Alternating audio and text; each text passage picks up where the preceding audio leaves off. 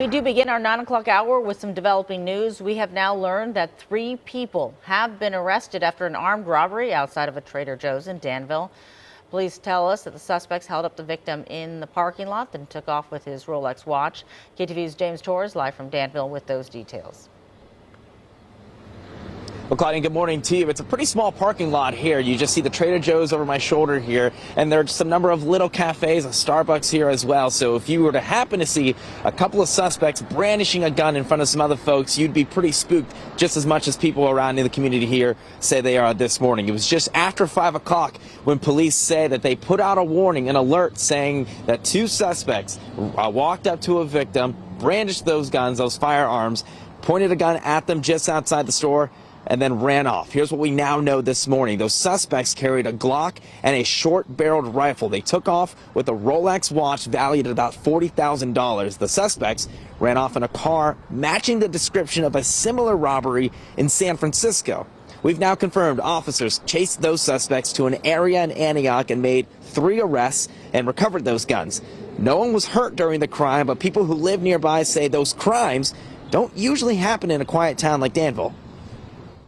When there's a serious crime, which rarely happens, I can think of maybe 2 since I've lived here 10 plus years. It's news. I mean, it's not something that's common.